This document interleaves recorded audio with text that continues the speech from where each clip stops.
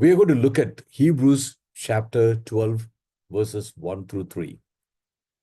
இன்னைக்கு காலையில எபிரேயர் 12வது அதிகாரம் 1 3 வரை உள்ள வசனங்களை நம்ம பார்க்க போகிறோம். I will read that first in English and then in Tamil. முதலாவது நான் ஆங்கிலத்திலே வாசித்து பின்பு நான் தமிழிலே வாசிக்கிறேன். Hebrews chapter 12, verses 1 through 3. Therefore, since we are surrounded by such a great cloud of witnesses, let us throw off everything that hinders and the sin that so easily entangles us, and let us run with perseverance the race marked out for us, fixing our eyes on Jesus, the pioneer and perfecter of faith. For the joy set before him, he endured the cross, scorning its shame, and sat down at the right hand of the throne of God. Consider him who endured such opposition from sinners, so that you will not grow weary and lose heart. தமிழிலே நான் வாசிக்கிறேன். எபிரேயர் 12வது அதிகாரம் 1 3 வரை. ஆகவே மேகத்தை போல இத்தனை அதிகமான சாட்சிகள் நம்மை சூழ்ந்து கொண்டிருக்க, பாரமான எல்லாவற்றையும் நம்மை சுற்றி நெருங்கி நிற்கிற பாவத்தையும் தள்ளிவிட்டு, விசுவாசத்தை துவக்குகிறவரும் முடிக்கிறவருமாக இருக்கிற இயேசுவை பார்த்து, நமக்கு நியமித்திருக்கிற ஓட்டத்தில் பொறுமையோடு ஓடுவோம். அவர் தமக்கு முன்பாக வைத்திருந்த சந்தோஷத்தின் பொருட்டு அவமானத்தை நினைக்காமல் சிலுவையை சகித்து தேவனுடைய சிங்காசனத்தின் வலது பக்கத்தில் வீற்றிருக்கிறார். ஆகவே நீங்கள் மனம் தளர்ந்தவர்களாக உங்களுடைய ஆத்துமாக்களில் சோர்ந்து போகாமல் இருக்க, தமக்கு விரோதமாக பாவிகளால் செய்யப்பட்ட இவ்விதமான வெறுக்கத்தக்க காரியங்களை சகித்த அவரையே நினைத்துக் கொள்ளுங்கள். Right. The topic today is fix your eyes on Jesus. இன்னைக்கு உள்ள டாபிக் என்ன அப்படின்னா, உங்களுடைய கண்களை இயேசுவின் மீது பதித்துக் கொள்ளுங்கள் அப்படிங்கிறதா. இயேசுவின் மீது வைத்துக் கொள்ளுங்கள் அப்படிங்கிறதா. If you want to stay focused on the race that you have embarked on, you need to focus on something. நீங்க எந்த ஓட்ட பந்தயத்துல நீங்க கலந்துகிட்டு இருக்கீங்களோ, அந்த ஓட்ட பந்தயத்துல ஜெயிக்கணும் அப்படின்னா, ஏதாவது ஒரு காரியத்தை உங்க மனசுல ஒரு கோல் மாதிரி வச்சுக்கிறது ரொம்ப ரொம்ப இம்பார்ட்டன்டான விஷயம். Maybe you can think of touching the finish line. நீங்க அந்த கடைசி அந்த ரிப்பனை நீங்க தொடுவதை நீங்க நினைச்சு பார்க்கலாம், நான் தொடுவேன் அப்படின்னு சொல்லிட்டு. Maybe you can think of getting a trophy, medal, something. நீங்க ஒரு மெடல் வாங்குற மாதிரி கூட நீங்க நினைச்சு, இந்த மெடலை எப்படியாவது நான் வாங்கி ஆகணும் அப்படின்னு கூட யோசிக்கலாம். You can also think about the people who will be clapping hands for you, and then your family people who will feel proud about your win. நீங்க மக்கள் எப்படிலாம் கைத்தட்டி ஆரவாரம் படுவாங்க அப்படிங்கிறத நீங்க யோசித்து பார்க்கலாம். உங்களுடைய குடும்ப மக்கள் எப்படி சந்தோஷப்படுவாங்க அப்படிங்கிறதெல்லாம் நீங்க யோசித்து பார்க்கலாம். So all these goals can motivate us to stay on the course. இந்த காரியங்கள் எல்லாமே நாம அந்த ஓட்ட பந்தயத்துல நிலைச்சிருக்கிறதுக்காக நம்மள உற்சாகப்படுத்தும் அப்படிங்கிறத நாம பார்க்கிறோம். But many times you will not get these motivations. ஆனா பல வேளைகள்ல இந்த மாதிரியான உற்சாகம் உங்களுக்கு கிடைக்காது. Your family people may not appreciate you, and the friends may not motivate you. There could be many things that can come in the way of your winning the medal. நீங்க அந்த மெடல்ல பெற்றுக்கொள்ள முடியாத அளவுக்கு ஏதாவது ஒரு காரியம் தடைகள் கொண்டேதான் இருக்கும். So that is why we need to focus on something which is permanent, and that is focusing on Jesus Christ. ஆனா எனவேதான் என்ன செய்யணும் அப்படின்னா, ஒரு நிரந்தரமான ஒரு காரியத்து மேல நம்முடைய கண்களை வைப்பது மிக மிக முக்கியமான ஒரு காரியம். அது யார் அப்படின்னா இயேசு கிறிஸ்து. அந்த நிரந்தரமான காரியம் அப்படிங்கிறது ஒரு காரியம் மட்டுமல்ல, அவர் ஒரு நபர். அவர் மேல நம்முடைய கண்களை வைப்பது மிக மிக முக்கியமான ஒரு காரியம். we can definitely follow people. நாம நிறைய மக்களை நம்ம பின்பற்றலாம். அதாவது, for example, if you want to be good at maths, you can follow somebody who is good at maths and you can learn from that person. That's not a problem. நீங்க கணக்குல நல்லா இருக்கணும், நல்லா கணக்கு போடணும் அப்படின்னு நினைச்சீங்க அப்படின்னா கணக்குல புலியா இருக்கிற ஒருத்தரை வந்து என்ன செய்யலாம், நீங்க வந்து பின்பற்றலாம். அவங்ககிட்ட இருந்து நீங்க கற்றுக்கொள்ளலாம் எப்படி கணக்கு போடுறது அப்படின்னு சொல்லிட்டு நீங்க கற்றுக்கொள்ளலாம். அதுல எந்த தப்புமே கிடையாது. அதே போல the same way we can learn from people how to pray, how to read the Bible, how to be a faithful Christian. நம்ம பலர்கிட்ட இருந்து இருக்கலாம் எப்படி நம்ம நல்லா ஜெபம் பண்றது, நல்ல பைபிள் வாசிக்கிறது, நல்ல ஒரு கிறிஸ்டியனா எப்படி இருக்கிறது அப்படிங்கிறதையும் நம்ம நிறைய பேர்த்திலிருந்து கற்றுக்கொள்ளலாம். For example, in chapter 11 we find many heroes of faith. இங்க 11வது அதிகாரத்துல நம்ம நிறைய விசுவாச வீரர்களை நம்ம பார்க்கிறோம். நிறைய பேர் many heroes of faith are mentioned there and you can look at them. அங்க வந்து நிறைய விசுவாச வீரர்கள் சொல்லப்பட்டிருக்காங்க, அவங்களை நீங்க பார்க்கலாம். But finally even though they believed in God, trusted God, put the faith in God and waited for something which God promised, even though they did not see those things come real in their lives, அங்க நம்ம என்ன பார்க்கிறோம் அப்படின்னு கேட்டீங்கன்னா, அந்த 11வது அதிகாரத்துல அவங்க வந்து அந்த மக்கள் ஆண்டவரை நம்பினார்கள், விசுவாசத்தை வைத்தார்கள், ஆண்டவர்கிட்ட ஒரு பெரிய காரியத்தை எதிர்பார்த்தாங்க, ஆண்டவர் சொன்ன காரியம் நடக்கும்னு சொல்லிட்டு அவங்க வந்து காத்து கொண்டிருந்தார்கள். ஆனாலும் அந்த காரியங்கள்லாம் வந்து அவங்களுடைய வாழ்க்கை காலத்துல வந்து அது நிஜமாக மாறவில்லை. பின்பு மாறினது, ஆனாலும் அவர்கள் உண்மையாக இருந்தார்கள் அப்படிங்கிறத பார்க்கிறோம். But even then the final or the ultimate one on whom we need to fix our eyes is Jesus Christ. அப்படி பல பேர் இருந்தாலும் கூட, ஆனா கடைசியா நாம அல்லது உறுதியாக யார் மேல கண்களை வைக்க வேண்டும் அப்படின்னா இயேசு கிறிஸ்து மேலதான் நம்ம கண்களை வைக்க வேண்டும் என்பதை நம்ம பார்க்கிறோம். So I want to share with you some 5 important insights we can learn from this passage. ஒரு 5 முக்கியமான காரியங்களை, கருத்துக்கள் நாம இந்த வேத பகுதியிலிருந்து கற்றுக்கொள்ளலாம். நிறைய காரியங்களை கற்றுக்கொள்ளலாம். I want you to meditate on this 3 verses the whole day and see what all you can learn from this verse, this passage. நீங்க இந்த ஒரு 3 வசனங்களை நீங்க தியானிங்க, இந்த நாள் முழுவதும் தியானித்து என்ன கற்றுக்கொள்ளலாம் அப்படின்ட்டு நீங்க யோசிங்க. பட் நான் வந்து ஒரு 5 காரியங்களை மட்டும் உங்களுக்கு முன்பாக இந்த காலை வேளையில நான் வைக்க இருக்கிறேன். The first one is lay aside every weight. எல்லா கனமான காரியத்தையும் நீங்க என்ன செய்யுங்க, பாரமான காரியத்தையும் நீங்க தூக்கி போட்டுருங்க, தள்ளி விடுங்க அப்படின்னு சொல்லி சொல்றத நம்ம பார்க்கிறோம். Everything that burdens you, everything that pulls you down, lay it aside. எதெல்லாம் உங்களுக்கு பாரமா இருக்கோ, எதெல்லாம் உங்களை கீழே இழுக்குதோ அதை வந்து நீங்க தூக்கி போடுங்க, தள்ளி போடுங்க என்று சொல்வதை நம்ம பார்க்கிறோம். அருமையானவர்களே, to run the Christian race effectively, we must remove not only sinful habits but also things that are distracting us or killing us, destroying us. நாம வந்து இந்த கிறிஸ்தவ ஓட்டத்துல, ஆண்டவருக்குள்ள இந்த ஓட்டத்துல நம்ம ஓடும்போது நம்ம பாவமான காரியங்களை மட்டும் தூக்கி போடுறது கிடையாது, சில பாரமான காரியங்களையும் தூக்கி போடணும். அந்த பாரமான காரியங்கள் வந்து உங்களை கவனம் சிதறடிக்கும் காரியங்களாக இருக்கலாம், அல்லது உங்களையே அழிக்கக்கூடிய சில இமோஷனல் ப்ராப்ளம்ஸா, ஒரு உணர்வு சார்ந்த ப்ராப்ளம்ஸா கூட இருக்கிறதுக்கு வாய்ப்பு இருக்கு. Your bitterness can pull you down. Even your distractions can pull you down. உங்களுடைய கசப்புணர்ச்சி உங்களை கீழே கொண்டு வர முடியும். அப்புறம் உங்களை கவனம் சிதறடிக்கும் காரியங்களும் உங்களை கொண்டு வர முடியும். The distractions could include even good things.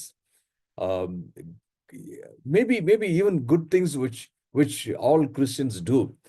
சில வேளையில பாத்தீங்க அப்படின்னா இந்த கவனம் சிதறடிக்கும் காரியங்கள் அப்படிங்கிறது நல்ல காரியங்களா கூட இருக்கலாம். எல்லா கிறிஸ்டியனும் பண்ற நல்ல காரியங்களா கூட அது இருக்கிறதுக்கு வாய்ப்பு இருக்கு.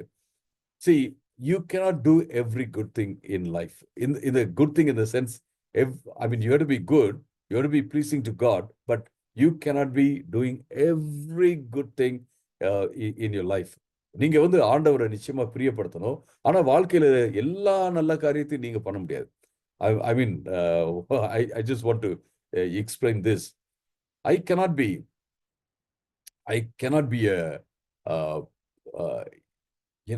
I'm a pastor, I'm a Bible teacher, but there are many good things I can do. நான் வந்து ஒரு பாஸ்டரா இருக்கிறேன், வேதத்தை போதிக்கிறவராக இருக்கிறேன். பட் நிறைய நல்ல காரியங்கள் நான் வந்து செய்ய முடியும். நல்ல காரியங்கள் அப்படின்னா I can go to so many towns, and every day I can preach the gospel, and I can go and give tracts, or I can do a lot of other things. இப்படி சொல்லிட்டே போலாம். ஒரு பெரிய லிஸ்ட்டை நான் வைக்க முடியும். I can let's say I can go to many countries and conduct training programs and things like that. நான் வந்து நிறைய காரியங்கள் சொல்லலாம். நான் வந்து போயிட்டு நான் ட்ராக்ட்ஸ் கொடுக்கணும், டெய்லி நான் ட்ராக்ட்ஸ் கொடுக்கணும், அல்லது ஒவ்வொரு கிராமமா ஒவ்வொரு பட்டணமா போயிட்டு நான் வந்து ப்ரீச் பண்ணிட்டு இருக்கணும், சபைகளில் போய் ப்ரீச் பண்ணணும், அல்லது ஜெப கூட்டங்கள் நான் வந்து கண்டக்ட் பண்ணணும், அல்லது நான் வந்து பெரிய பெரிய நகரங்களுக்கெல்லாம் இந்த உலகத்தில் இருக்க நகரத்துக்கு போயிட்டு நான் வந்து டீச் பண்ணணும். I can tell a lot of good things that I can do.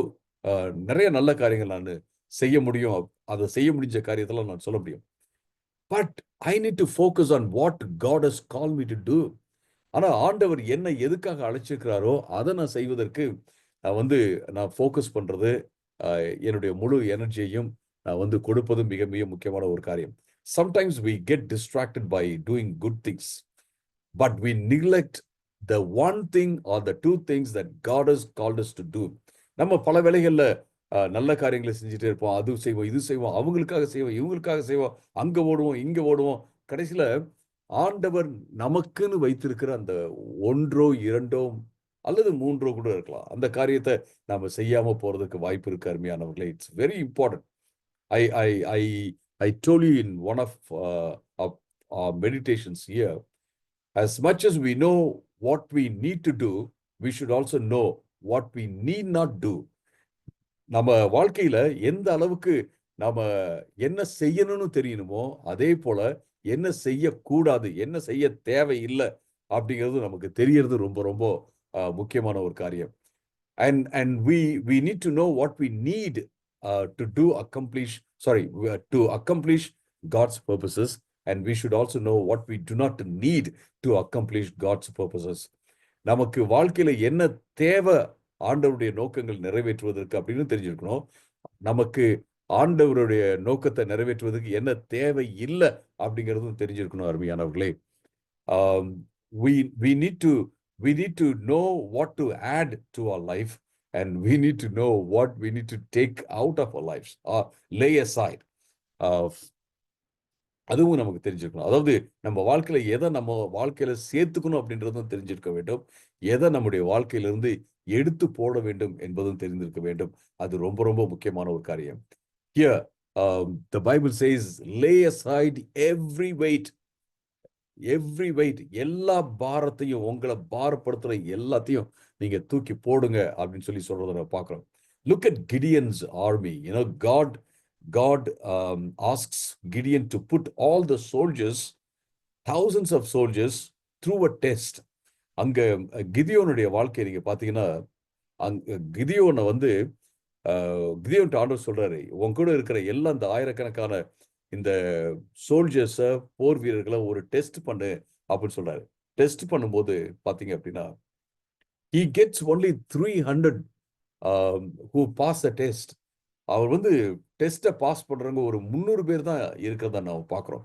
When he looked at the Midianites, the opponents, the people who oppressed them, came against them, the number of people he had was very small.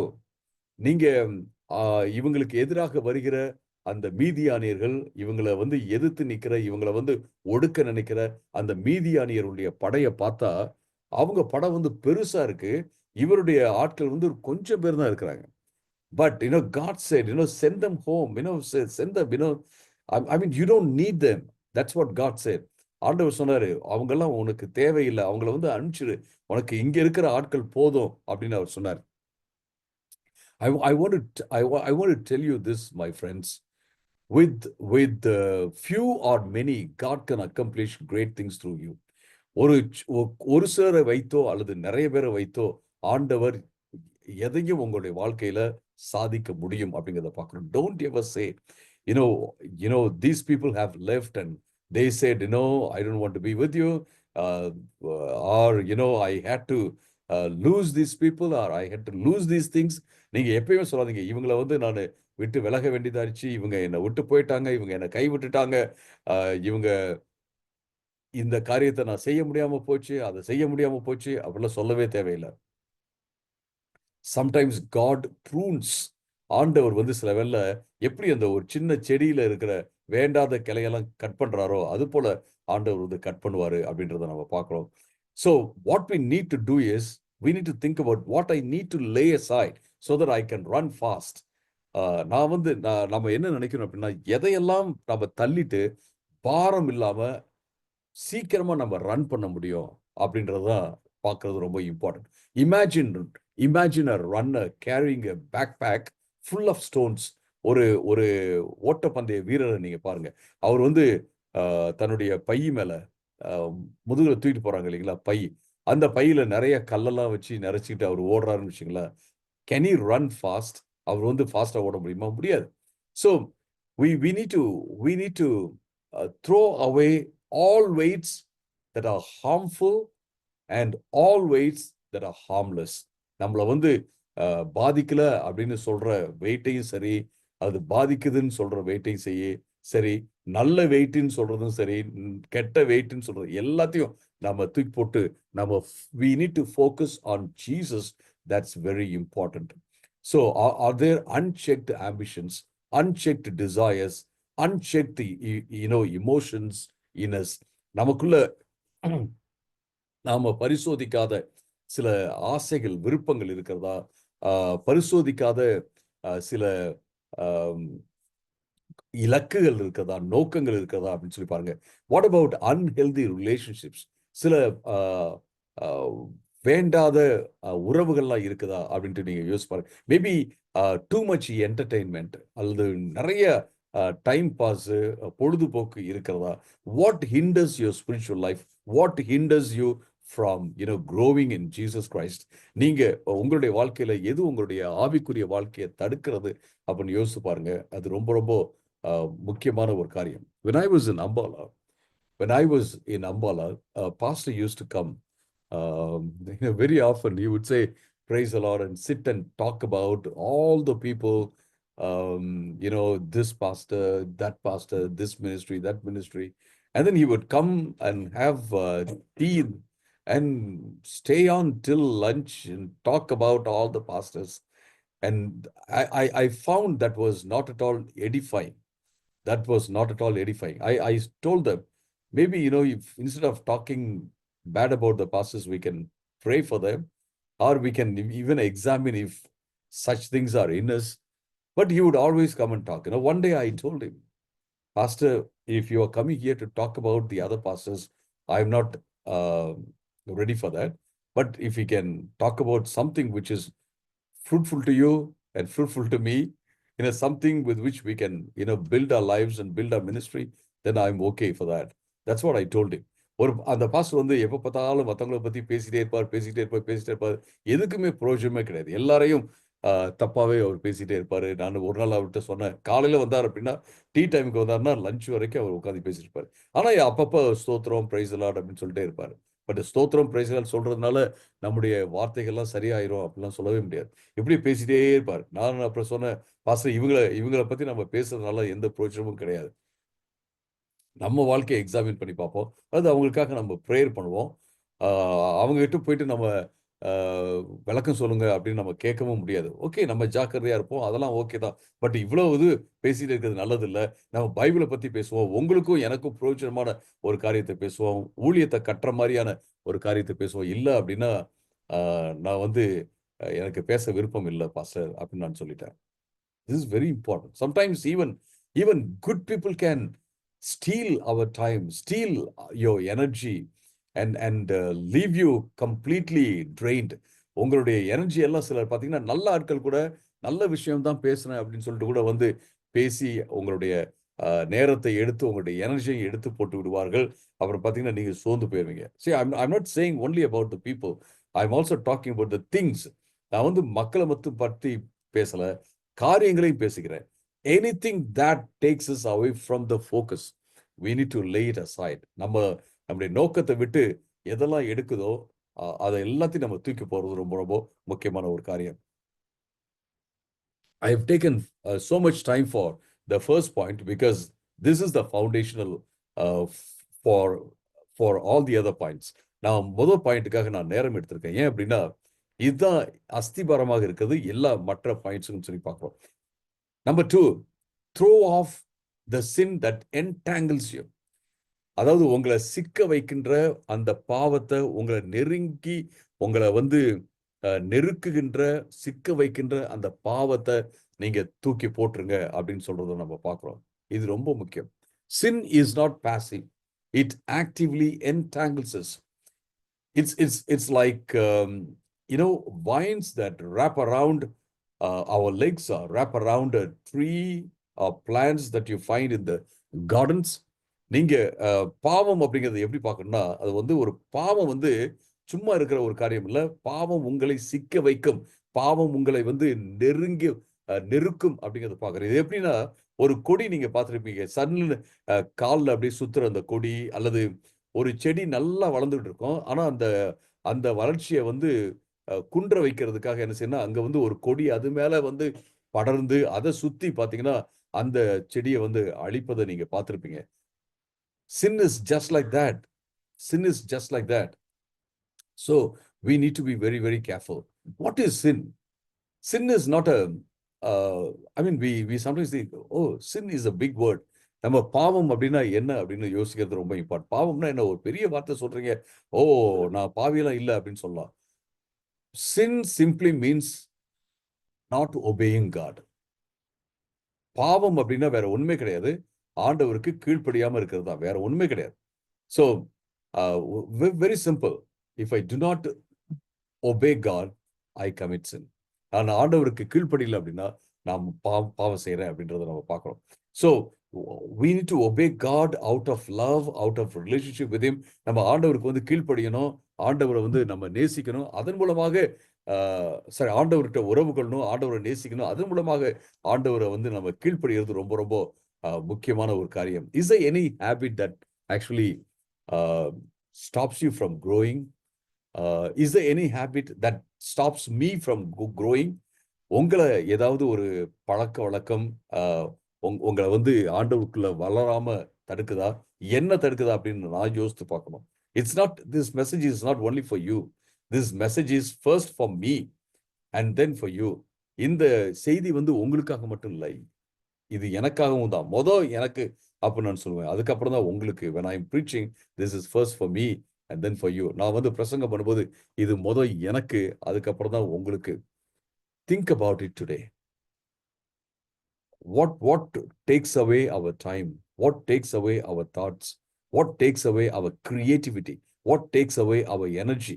நம்முடைய நேரத்தை எதெல்லாம் எடுக்குது, நம்முடைய அந்த ஆற்றல் இருக்கு இல்லைங்களா, அதை எது எடுக்குது, நம்முடைய அந்த ஆக்கப்பூர்வமான அந்த வேலை செய்யற அந்த காரியத்தை எதெல்லாம் எடுக்குது அப்படின்னு சொல்லிட்டு நீங்க யோசித்து பாருங்க. ரொம்ப important. The third point is run with perseverance. Run with perseverance. விடாமுயற்சியோட ஓடுங்க அப்படின்னு சொல்றது பார்க்கிறோம். Run with perseverance the race marked out for us. உங்களுக்காக குறிக்கப்பட்ட அந்த ஓட்டத்தை நீங்க என்ன செய்யுங்க, ஓடுங்க அப்படின்னு சொல்றத நம்ம பார்க்கிறோம். Everybody here has a goal. Everybody here has a goal. And we have to run toward that. இங்க இருக்கிற ஒவ்வொருத்தவங்களுக்கும் ஒவ்வொரு லக்கு இருக்கிறது என்று நான் சொல்வேன். அந்த லக்கை நோக்கி நம்ம ஓடுவது மிக மிக முக்கியமான ஒரு காரியம். And your race is not my race. உங்களுடைய ஓட்டம் என்னுடைய ஓட்டம் அல்ல. In the Song of Songs there is a verse. I want you to find out where it is. உன்னத பாட்டுல ஒரு வசனம் இருக்கிறது, அதை நீங்க கண்டுபிடிங்க எங்க இருக்குன்னு சொல்லிட்டு. That lady says this. அங்க இருக்கிற அந்த பெண் அவ இப்படி சொல்வா, I took care of my brother's vineyards, but my own vineyard I have neglected. என்னுடைய சகோதரர்களுடைய திராட்சை தோட்டத்தெல்லாம் நான் பார்த்துக்கிட்டேன், ஆனா என்னுடைய சொந்த திராட்சை தோட்டத்தை நான் பார்த்துக்கல அப்படின்னு சொல்லிட்டு அவர் சொல்றதை நம்ம பார்க்கிறோம். Many times we run the race of other people. நம்ம பல வேளைகள்ல மற்றவங்களுடைய ஓட்டத்தை ஓடிட்டு இருப்போம். We'll be doing the things that other people have to do.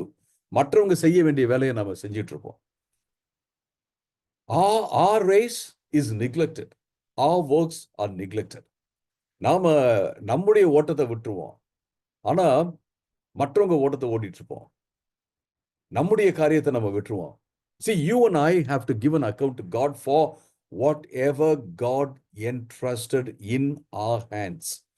நம்ம ஆண்டவருக்கு கணக்கு கொடுக்கணும். எதுக்கு தெரியுமா? ஆண்டவர் நம்ம கையில என்னென்ன காரியத்தெல்லாம் ஒப்படைச்சிருக்காரோ அதுக்கு நாம என்ன செய்யணும்? கணக்கு கொடுப்பது மிக மிக முக்கியமான ஒரு காரியம். ரொம்ப important. I don't need to give an account to God for your business, but I need to give an account to God for the ministry that He has entrusted in my hands. ஆண்டவர் உங்களுடைய வியாபாரத்துக்காக, தொழிலுக்காக நான் கணக்கு கொடுக்குன்னு சொல்லிட்டு அவர் எதிர்பார்க்கவே மாட்டார். But எனக்கிட்ட ஒப்பு கொடுத்த அந்த ஊழியத்துக்கு குறித்து நான் ஆண்டவருக்கு கணக்கு கொடுக்க வேண்டியதா இருக்கு. But you need to give an account for the business or the work that you do. நீங்க செய்யற அந்த வியாபாரத்துக்காக, தொழிலுக்காக நீங்க கணக்கு கொடுப்பது மிக மிக முக்கியமான ஒரு காரியம். Can we help each other? Yes. நம்ம ஒருத்தவங்களுக்கு நம்ம உதவி செஞ்சுக்கலாம். I can probably do an assessment of how you do business. நீங்க எப்படி பிசினஸ் பண்றீங்க அப்படிங்கறத நான் சும்மா ஒரு வெளியாளா இருந்து நான் அசஸ் பண்ணி இப்படிலாம் பண்ணா நல்லா இருக்கும் அப்படின்னு நான் சொல்லலாம். You can learn these skills in your profession, and if you do, then it will be very good. I can give you my opinion, my thoughts. நீங்க இந்த மாதிரியான திறமைகள்லாம் வளர்த்துக்கிட்டீங்கன்னா உங்களுடைய வேலையில இப்படிலாம் நல்லா இருக்கலாம் அப்படின்னு சொல்லிட்டு நான் உங்களுக்கு ஐடியாஸ்லாம் கொடுக்கலாம். அல்லது even others can give. We can help each other. That's not a problem at all. நாம ஒருத்தவங்களுக்கு உதவி செஞ்சுக்கலாம், உதவி செய்யணும் அப்படின்னு நான் சொல்வேன். We have to do. But I can't do business for you. I can't do your work. If you are a lecturer somewhere, I cannot come to your college and do the lecturing. நீங்க ஒரு காலேஜ்ல லெக்சரரா இருக்கீங்க அப்படின்னா நான் அங்க லெக்சரரா நான் உங்களுக்காக நான் செய்ய முடியாது. But you need to take it up as a ministry. நீங்க லெக்சரரா இருக்கீங்க, ஒரு காலேஜ்ல லெக்சரரா இருக்கீங்க அப்படின்னா, ப்ரொஃபஸரா இருக்கீங்கன்னா அதை நீங்க ஊழியமாக பாவித்து என்ன செய்யணும்னா, I am doing it for God and I need to do it well and I need to get the skills that I need to have to do it for the glory of God அப்படின்னு நீங்க தான் நினைக்கிறேன். அதாவது நீங்க என்ன யோசிக்கணும் அப்படின்னா, நான் இதை ஆண்டவருக்காக நான் இதை ஊழியமா செய்யறேன். நான் ப்ரொஃபஸரா இல்லை, நான் இதை ஊழியமா நான் செய்யறேன். இந்த மாணவர்களுக்கு நல்ல படிப்பை நான் தரணும், என்னென்ன திறமையெல்லாம் நான் கத்துக்கணுமோ அதை நான் கத்துக்கணும், நல்லா எக்ஸலண்டா பண்ணணும் அப்படின்னு சொல்லிட்டு நீங்க யோசிக்கிறது ரொம்ப ரொம்ப முக்கியமான ஒரு காரியம். This is what I want to say. Everybody has a race. Everybody has a race. எல்லோருக்கும் ஒவ்வொரு ஓட்டத்தை ஆண்டவர் கொடுத்திருக்கிறார். What is your race? Can you say like Paul, I have fought the good fight, I have finished the race, I have kept the faith? நீங்க பவுல் சொல்றது போல நானும் நீங்களும் பவுல் சொல்றது போல நல்ல போராட்டத்தை போராடினேன், ஓட்டத்தை முடித்தேன், விசுவாசத்தை காத்து கொண்டேன் அப்படின்னு சொல்லிட்டு சொல்ல முடியுமா? His life, as you look at the life of Paul, he faced shipwrecks, persecution, prisons, flogging, hunger, nakedness, and I can give a big list. நீங்க பவுலுடைய வாழ்க்கை நீங்க பாத்தீங்க அப்படின்னா நிறைய காரியங்களை அவர் சந்திச்சார். கப்பல் உடைஞ்சிருச்சு, பயணம் தடை, சவுக்கடி, சிறைச்சாலையில அவர் இருந்தது, வசைப்பாடுதல், இப்படி நிறைய சொல்லிட்டு போலாம். But he never quit. ஆனா அவருக்கு விடவே இல்லை. அவர் எந்த ஓட்டப்பந்தயத்தில் இருந்தாரோ அந்த ஓட்டப்பந்தயத்தை விடவே இல்லை அப்படின்னு சொல்லி நாம பார்க்கிறோம். My friends, this morning I want you to think of yourself as a marathon runner. நீங்க இந்த காலை வேளையில நீங்க ஒரு மேரத்தான்ல ரன் பண்ற மாதிரி நீங்க நினைச்சுக்கோங்க. You may slow down sometimes. நீங்க ஒருவேளை சில இடத்துல சில வேளை நான் மெதுவா தான் ஓட முடியுது, இதுக்கு மேல ஓட முடியல அப்படின்னு கூட நீங்க சொல்லலாம். Or sometimes you may stumble and fall. நீங்க சில வேளை நீங்க கால் தவறி கீழே கூட விழலாம். Sometimes you may feel pain. சில வேளை வலிக்குது, என்னால தாங்க முடியுது அப்படின்னு கூட நீங்க சொல்லலாம். But God says don't ever quit. ஆனா ஆண்டவர் என்ன சொல்றாருன்னா, நீங்க விடாதீங்க அப்படின்னு சொல்றாரு. விடாதீங்க அப்படின்னு சொல்றாரு. Because he will be there and he will carry you. He will make you run. ஏன்னா ஆண்டவர் உங்களோட இருந்து அவர் உங்களை தாங்கி நடத்துவார். அவர் உங்களை தூக்கிட்டு போவாரு. அவர் உங்களை ஓட வைப்பார் அப்படின்னு சொல்லி பார்க்கிறோம். You don't need to be the fastest, but you have to be faithful. நீங்க வந்து ஃபாஸ்டா ரன் பண்ணி பெரிய காரியத்தை நான் சாதிப்பேன் அப்படிலாம் சொல்ல தேவையில்லை. பட் நீங்க உண்மையாக இருப்பது மிக மிக முக்கியமான ஒரு காரியம். அருமையானவர்களே, I don't need to be the fastest and smartest and most successful pastor in the world, but I need to be a faithful pastor. I need to be a faithful man of God. And that's very important. அந்த உலகத்திலே ரொம்ப வேகமா வேலை செய்யற, ரொம்ப ஸ்மார்ட்டா வேலை செய்யற, ரொம்ப வெற்றி உள்ள ஒரு புகழ்பெற்ற ஒரு பாஸ்டரா இருக்கணும்னு அவசியமே கிடையவே கிடையாது. பட் ரொம்ப அவசியமானது என்ன அப்படின்னா, நான் வந்து ஒரு ஒரு உண்மை உள்ள பாஸ்டராக, ஆண்டவருக்கு உண்மை உள்ள ஒரு ஊழியக்காரனாக இருப்பது ரொம்ப ரொம்ப முக்கியமானது. It's for me, it's for everyone in whatever we do. நம்ம என்னெல்லாம் செய்யறோமோ அதுல வந்து உண்மையாக இருப்பது ரொம்ப முக்கியமானது. Fourth one is fix your eyes on Jesus. உங்களுடைய கண்களை இயேசுவின் மேல பதித்து வையுங்கள் என்று சொல்றத பார்க்கிறோம். Because he is the pioneer and perfecter of our faith. ஏன்னா அவர்தான் நம்முடைய விசுவாசத்தினுடைய துவக்கம் முடிவும் அப்படிங்கிறத நம்ம மறந்துவிடக் கூடாது. அருமையானவர்களே, Peter walked on water when his eyes were fixed on Jesus, but he sank when he focused on the storm. நீங்க பேதுருவை பார்த்தீங்கன்னா, அவருடைய கண்களை இயேசு மேல வச்சிருந்த போது அவர் தண்ணீர்ல நடந்தாரு. ஆனா எப்ப அவர் வந்து புயல் மேல தன்னுடைய கண்களை வைத்தாரோ அப்ப அவர் வந்து மூழ்க ஆரம்பிச்சிட்டாருன்னு சொல்லி நான் பார்க்கிறோம். Faith is sustained by where we look. நாம எங்க கண்களை வைக்கிறோம் அப்படிங்கிறது தான் நம்முடைய விசுவாசத்தை அது வந்து தாங்கி பிடிக்கும் அப்படிங்கிறத நம்ம பார்க்கிறோம். This is very very important. Let's keep our eyes on Jesus. In archery, hitting the bullseye requires focus on the target. நீங்க வந்து இந்த அம்பு விடுற அந்த விளையாட்டு இருக்கு இல்லைங்களா, கேம், அதுல பாத்தீங்கன்னா அங்க ஒரு டார்கெட் வச்சிருப்பாங்க, ஒரு லக் வச்சிருப்பாங்க, ஒரு சின்ன வட்டம் போட்டிருப்பாங்க. அது மேல கண் வைக்கிறது தான் ரொம்ப ரொம்ப முக்கியமான ஒரு காரியம். If I'm looking at somebody, I'm looking at this, I'm looking at that, and then I say okay I'm going to hit the bullseye, then I cannot do it. நான் வந்து இங்க பாக்குறேன், அங்க பாக்குறேன், இதை பாக்குறேன், அதை பாக்குறேன்னு சொல்லிட்டு நான் வந்து ஆனாலும் அந்த டார்கெட்டை அந்த அந்த வட்டத்தை நான் அடிக்க முடியும் அப்படின்னா அது வந்து முடியவே முடியாது. Let's not miss the mark. Let's keep our focus on Jesus Christ. நம்ம வந்து மார்க்க நமக்காக ஆண்டவர் வைத்து அந்த அந்த புள்ளிய அந்த லக்க வந்து நம்ம விட்டுற வேண்டாம். நம்ம தொடர்ந்து நம்முடைய கண்களை இயேசுவின் மேல வைப்பது மிக மிக முக்கியமான ஒரு காரியம். The fifth one, the last one is consider him who endured. எல்லாவற்றையும் சோர்ந்து போகாமல் சகித்த அந்த ஆண்டவரை நீங்க அவரை நீங்க மனசுல வச்சுக்கோங்க அப்படின்னு சொல்றதை பார்க்கிறோம். ஆகவே நீங்கள் மனம் தளர்ந்தவர்களாக உங்களுடைய ஆத்துமாக்களில் சோர்ந்து போகாமல், உங்க ஆத்துமால சோர்ந்து போகாம இருக்க என்ன பண்ணுங்க, தமக்கு விரோதமாக பாவிகளால் செய்யப்பட்ட இந்த விதமான வெறுக்கத்தக்க காரியங்களை சகித்த அவரையே நினைத்துக் கொள்ளுங்கள். எல்லாவற்றையும் சகித்த அவரை நினைத்துக் கொள்ளுங்கள். Consider him who endured such opposition from sinners, so that you will not grow weary and lose heart. God doesn't want you to grow weary. நீங்க சோர்ந்து போக ஆண்டவர் விருப்பப்படவே இல்லை. God doesn't want you to lose heart. நீங்க தைரியம் இல்லாம போக ஆண்டவர் விருப்பப்படவே படல. So what you have to do, look at Jesus Christ. You know why? Because even though he faced opposition, he never grew weary. He never lost heart. நீங்க இயேசு கிறிஸ்துவை பாருங்க, அவருக்கு விரோதமாக மக்கள் எழும்பின போது கூட அவர் வந்து சோர்ந்து போகவில்லை, அவர் தைரியம் இல்லாம போகவே இல்லை அப்படிங்கிறத நம்ம பார்க்கிறோம். ரொம்ப ரொம்ப முக்கியமான ஒரு காரியம் என்று நான் சொல்வேன். அருமையானவர்களே, let us fix our eyes on Jesus and run. And I want to tell you, you will be successful when you are faithful. நான் நான் நான் சொல்றேன் பாருங்க, நீங்களும் நானும் நம்ம என்ன செய்யணும் அப்படின்னா, ஆண்டவர் மேல கண்களை வைத்து ஓடிக்கொண்டே இருக்க வேண்டும். நம்ம ஆண்டவருக்கு உண்மையா இருக்கும்போது நாம வெற்றி உள்ளவர்களாக இருப்போம் அப்படிங்கிறதுல எந்த எந்த சந்தேகமும் கிடையவே கிடையாது. Let's enjoy a faithful day, a day of faithfulness, and at the same time a day of success and victory. நாம இன்னைக்கும் என்ன செய்வோம், ஒரு பெரிய வெற்றி உள்ள வெற்றியை நம்ம கொண்டாடுவோம். அது மட்டுமல்ல, ஆண்டவருக்கு உண்மையாக இருந்து அந்த வெற்றியை நம்ம கொண்டாடுவோம். கர்த்தர் நம்மோடு கூட இருக்கிறார்.